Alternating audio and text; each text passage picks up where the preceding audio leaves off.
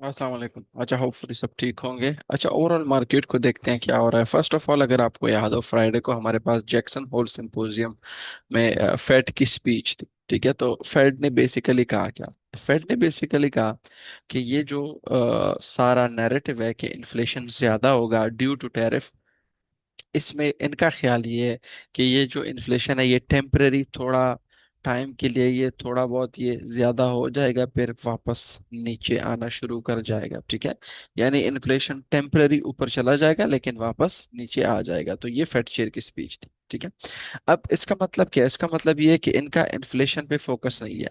ये चाह रहे हैं कि ठीक है, अगर इन्फ्लेशन बढ़ भी जाए तो वो टेम्पररी हो। ठीक है, इसका मतलब है बैंक रेट बढ़ाने की जरूरत नहीं है, इसका मतलब है बैंक रेट को ऊपर रखने की जरूरत नहीं है। ठीक है, तो इसका सिंपल मतलब है कि बैंक रेट कम होंगे।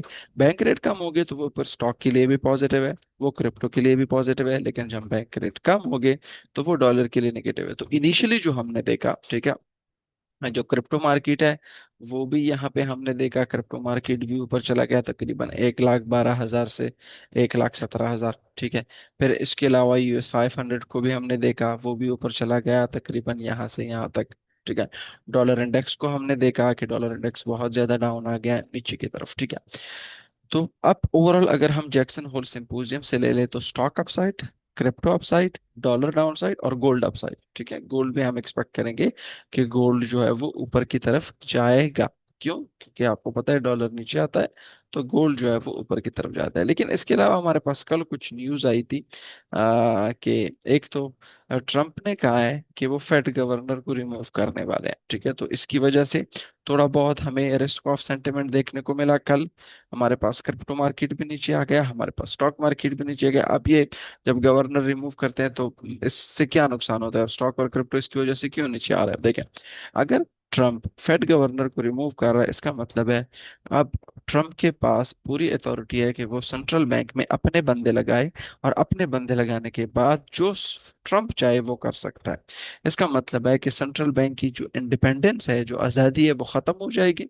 ठीक है, और ट्रम्प की जो पॉलिसी है पॉलिटिकल, जो प्रेशराइज है, पॉलिटिकली ड्रिवन होगा, पॉलिटिकली जो फायदा होगा तो वो सेंट्रल बैंक में हो जाएगा, और अगर पॉलिटिकली कुछ नुकसान होगा तो वो फिर वो नहीं करेंगे। तो इसी वजह से जब इंडिपेंडेंस खत्म होता है, ठीक है, आज़ादी खत्म होती है, तो इसी वजह से हम एक नीचे की तरफ देख रहे हैं, स्टॉक मार्केट भी क्रिप्टो मार्केट भी। लेकिन हम ओवरऑल देख रहे हैं कि जो फेड गवर्नर, उन्होंने जो वो लगाई है, एक किस्म की धमकी दी है, वो अब जो फेड गवर्नर है उसने कहा कि नहीं, आप हमें रिमूव नहीं कर सकते, ये टोटली इलीगल है। ठीक है, यहाँ पे अगर हम ऊपर की तरफ चले जाएं तो जो फेड गवर्नर है इसमें यहीं पे कहीं पे नहीं, आप देखें, Fed governor Cook says will not resign and Trump has no authority to fire her. ठीक है, उनके पास कोई अथॉरिटी नहीं है कि वो मुझे फायर कर सके। तो ये थोड़ी बहुत जो है वो वर्स्ट हालत बन गई है। ठीक है, इसके अलावा जो सबसे इम्पोर्टेंट है वो ये है कि अगस्त के फर्स्ट वीक में मैंने आपको कहा था कि जो अगस्त का पूरा महीना है इसमें समर हॉलीडेज होते हैं। समर हॉलीडेज का मतलब ये है कि मार्केट के जो पार्टिसिपेंट्स हैं वो बहुत ज्यादा कम होते हैं, मार्केट में लिक्विडिटी बहुत कम होती है, बायर और सेलर बहुत कम होते हैं। एक तो आप रिटेलर की बात कर रहे हैं ना, मैं और आप नहीं, मैं और आपकी बात नहीं कर रहा, मैं बात कर रहा हूँ बड़े बड़े इंस्टीट्यूशंस की, बड़े बड़े ट्रेडर्स की। वो क्या करते हैं, लेट जुलाई से अगस्त एंड तक वो हॉलीडेज पे चले जाते हैं, और ये वापस आते हैं अगस्त, जब लेबर डे के बाद।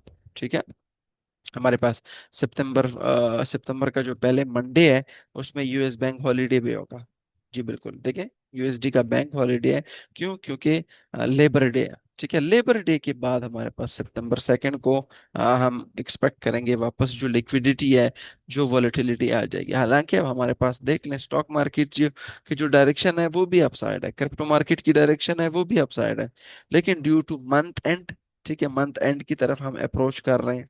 ठीक है, इसके अलावा लोअर लिक्विडिटी है, इसके अलावा थोड़ी सी जो टेंशन बनी है वो फेड गवर्नर होने की वजह से भी बनी है, इसकी वजह से मार्केट थोड़ा बहुत रिस्पॉन्स नहीं कर रहा। बाकी ओवरऑल अगर फंडामेंटली देख लें तो स्टॉक अपसाइड, फंडामेंटली देख लें तो क्रिप्टो अपसाइड, फंडामेंटली देख लें तो डॉलर डाउन साइड, फंडामेंटली देख लें तो गोल्ड अपसाइड। ठीक है, बट ओवरऑल आपको मैंने पढ़ाया भी था कि मंथ के एंड में आपको अनएक्सपेक्टेड मूवमेंट मिल सकती है।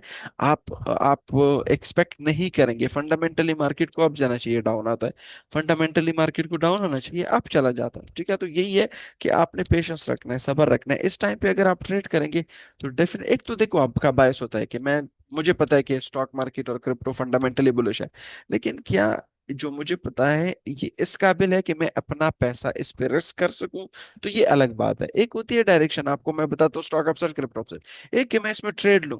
ठीक है, तो वो तो सब कहते हैं कि अगर इस तरह होता है तो ऊपर जाएगा, इस तरह होता है तो नीचे आएगा, नहीं, वो तो गलत बात है ना।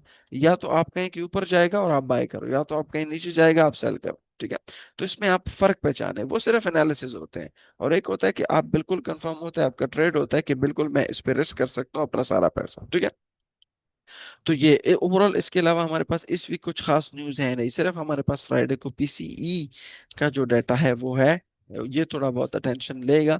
ठीक है, बाकी कुछ खास न्यूज़ नहीं है। फिर नेक्स्ट जो वीक है, जो कि ट्यूसडे से स्टार्ट होगा, तो आईएसएम पीएमआई ट्यूसडे को आएंगे। ठीक है, फिर आईएसएम एनएमआई और जो जॉब ओपनिंग आएंगे ट्यूसडे को, फिर आईएसएम एनएमआई एडीपी, फिर हमारे पास जो बिग गन है वो एनएफपी आएगा। ठीक है, चूंकि अब मार्केट का फोकस, सीपीए जो सेंट्रल बैंक है उसका फोकस ज्यादातर जॉब्स डाटा पे हो गया, तो मार्केट और भी सेंसिटिव होगा टुवर्ड्स द लेबर डाटा।